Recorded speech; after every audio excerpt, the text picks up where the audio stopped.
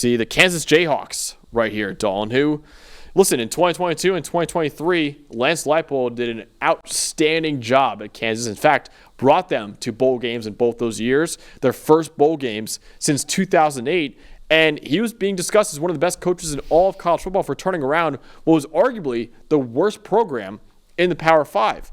They entered this year as the number 22 team in the preseason AP poll, but they ended up missing a bowl game with a 5-7 record this past year, really to no fault of their offense. Even after losing a star offensive coordinator in Andy Koldenicki to Penn State, Kansas still had the 6th highest graded offense in the country last year with an 86.9 offensive grade.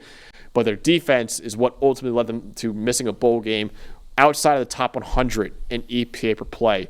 Still plenty of concerns on defense, but quarterback Jalen Daniels is back for another year on offense, even without Devin Neal there at running back. So they're hoping that Jalen Daniels can kind of carry this program back to another bowl game next year, and he's kind of the biggest strength of the team.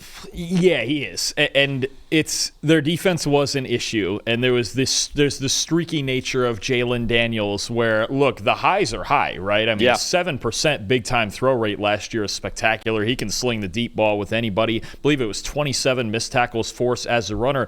Dual threat guy who's done a lot of great things in his career.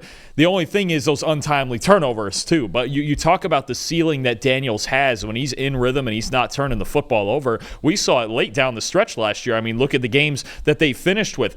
Iowa State, right? Beat them. BYU ended their hopes of getting in the Big 12 title game. Colorado ended their hopes of getting in the Big 12 title game. By the end of the year, we were looking at this team, and I was looking at them going, okay, this is a good team with a bad record. And they went 1-5 in one-score games last year. There was just a lot of games early in the year in the fourth quarter that got away from them. So they're still dangerous. They're still talented. It starts with Daniels at quarterback, and they're really well coached, especially on the offensive line, too. Definitely, yeah. 7.1% big-time throw rate last year, tied with Jackson Dart for the second best in the entire Power 4 last year. Now, the weakness is, like I said before, the bad defense last year, and maybe have gotten worse too, because they lost a lot of talented players from that defense. In fact, their 3 best defensive players are now gone from that program. And Kobe Bryant, the cornerback, who's a friend of the show, Mello Dotson as well, and then linebacker J.B. Brown. So you had a defense that was outside the top 100 in EPA per play, and then you lost your 3 best defensive players in Bryant, Dotson, and Brown.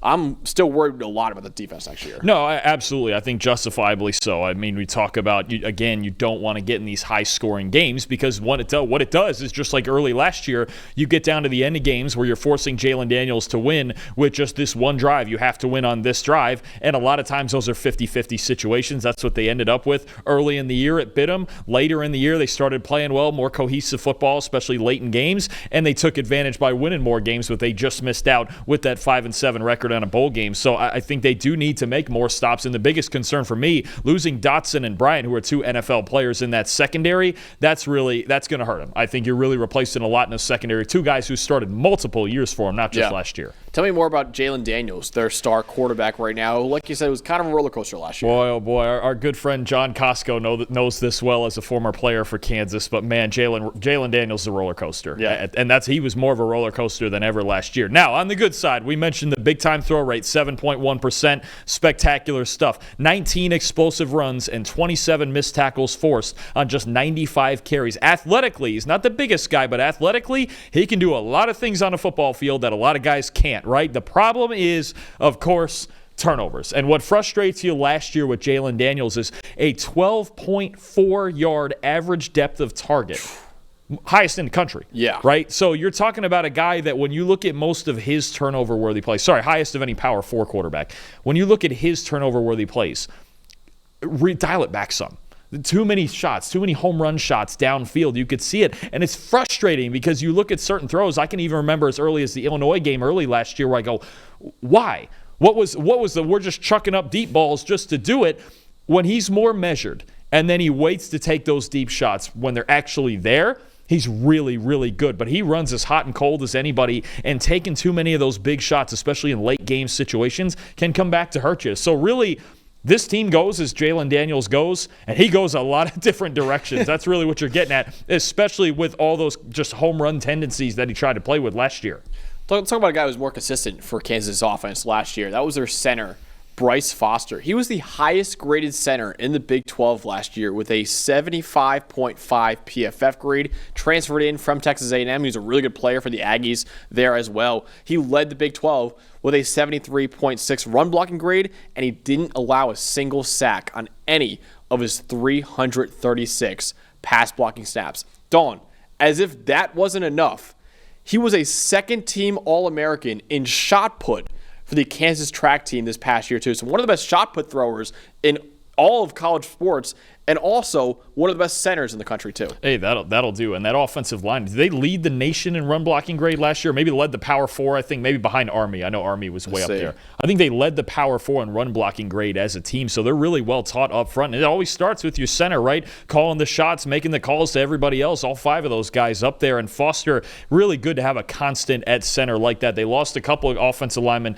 to the NFL in the draft. I know at least one to the draft, but you talk about Foster being that constant in front of Jaden Daniels, they wish, making all those calls. Bryce Foster is a good guy to have up there up front. Third best run blocking grade in the Power 4 last year, seventh best overall in the country. Yeah, I mean, just that's where it starts too. This team does want to run the football, right? You've got a guy in Daniel Highshaw coming back. Daniels can get involved in that a lot, but that starts up front always with an offensive line, and it starts with Bryce Foster at center for this team. One of the best centers in the country and one of the best shot put throwers in the country too. So Bryce Foster is a star in multiple sports for the Kansas athletic program. Who is the star defensive player for Kansas this year? Let's look at a transfer. Let's look at a guy from South Carolina. Didn't play much last year due to injury, and he was a starter at Pitt for a couple years before that. The linebacker, Bangally Kamara, and he's got, we don't see many linebackers anymore with that versatile ability. We talked about it earlier with Isaiah Glasker and BYU, but to be able to run, defend, and cover and rush the passer when you need him to. 2 years ago at Pitt, he had a 65-plus grade in all three of those categories, so it speaks to the versatility. They're going to need somebody up front to be the heart and soul of this defense, right? Last year it was the secondary, it was the corners, Kobe Bryant and Mello Dotson, but they need somebody else this year with those two gone.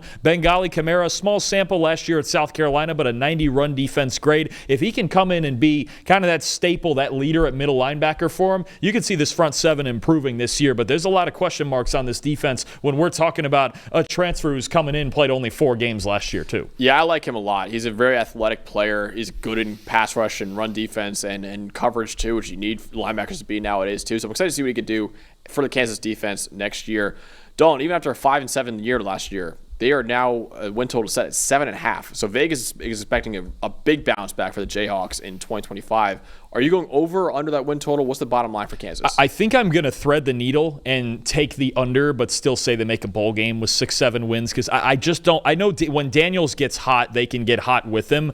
But I don't see necessarily a complete football team. There's a lot of questions on defense, and I know they punch above their weight class a lot. We talk about that a lot with Kansas, but they're not necessarily elite on the outside at receiver either for Daniels to take all those deep shots. So depends on him. If he comes back and has a bounce back year with less turnovers and less deep shots, I think reel it back a little bit and make more throws towards the line of scrimmage in rhythm, then you talk about a team that could surpass that win total. But I'm going to thread the needle and go under 7.5, but in on a bowl game with 6 or 7. I think they'll be better because, again, the regression monsters kind of got to hit them in a good way.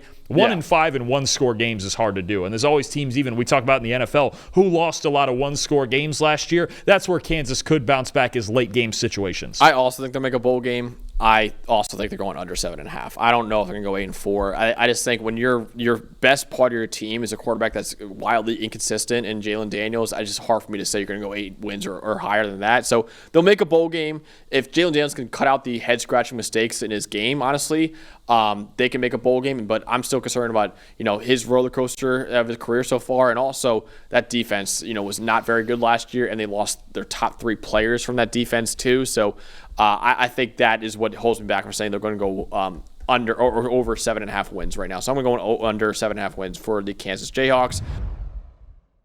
Hey, thanks for watching another episode of the PFF College Football Show. Please make sure you guys subscribe to the channel. Also, subscribe to PFF Plus at subscribe.pff.com for all of the same data and grades that we use in our show, plus fantasy tools, betting tools, and our mock draft simulator.